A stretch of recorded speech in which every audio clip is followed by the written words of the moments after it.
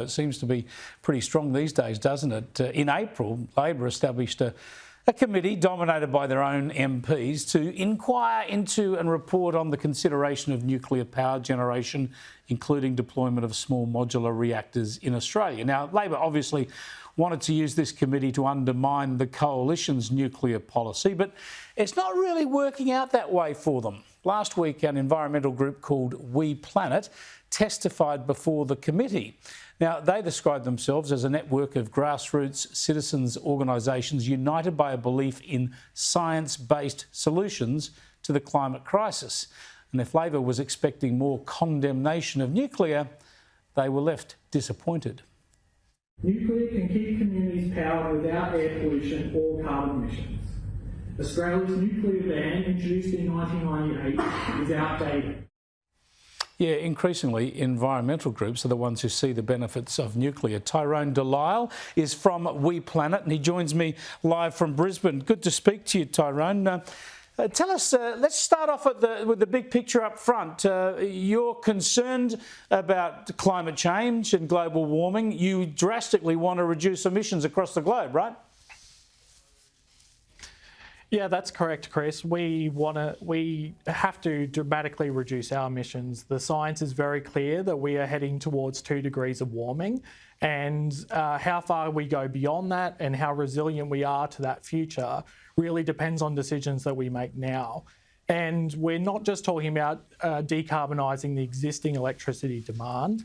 We're talking about decarbonising our entire economy, and that's challenging, and we believe that it's going to be very tricky to do that when we don't have certain options on the table, such as nuclear energy. And in effect, that's where the whole world is at, right? The argument about whether or not to get to net zero is finished. The whole world's trying to get to net zero. It's a matter of how you can do that. And the argument in Australia is whether you can do it through a renewables plus storage model. Do you think that's possible? And how does the prospect of nuclear power in Australia compare? Look, I think the path to net zero is going to be difficult, and we need governments of all persuasions to be honest with the Australian public that this is going to be a period of difficult change, and that we need to have all options on the table. So we're not necessarily saying that we should lift the ban and start building nuclear tomorrow. What we're saying is we need to get over this political hurdle and depoliticise the energy discussion, because it needs to be about evidence and about good governance, and we need to look at individual projects as they come up. We're already seeing that there is great community concern. We saw from the hearings across regional Queensland with the nuclear inquiry that there is already great concern among communities that these renewable projects are having impacts on biodiversity and community. And look, there are going to be concerns about nuclear as well. But as I say, our position at WePlanet is that we really need to depoliticise this. We need both sides of politics to come together and be honest with the public that this is going to be a bumpy ride, and that we need to have all options on the table.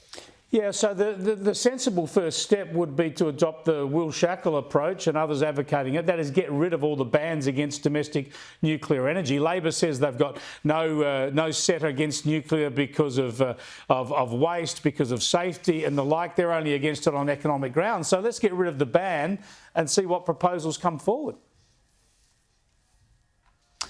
Yeah, that's right, Chris. We believe that the ban is an impediment to the discussion around what is the best pathway forward. We know through the AEMO ISP that is touted by Labor as their policy plan that there is no role for nuclear, but AEMO are very clear that they don't model nuclear energy because it is currently prohibited under government policy. So our view is that we really need to get rid of these bans. We need to depoliticise the energy discussion, and that we need to get facts and evidence into the debate about how we get to net zero. Because as I said before, it is going to be a bumpy road. We need to decarbonise electricity. We need to electrify everything, our homes, our cars and our industries. We also need to address livestock and other sectors as well. So we definitely need to be moving forward, and we need bipartisanship on how to get there. Tyrone, you make a lot of sense, but bipartisanship seems to be a long way off. I appreciate you joining us. That's Tyrone Delisle with WePlanet Australia. It's pretty logical, isn't it? Have all options on the table and let the facts speak. Let's see what's best for the country rather than have partisan games played over this issue.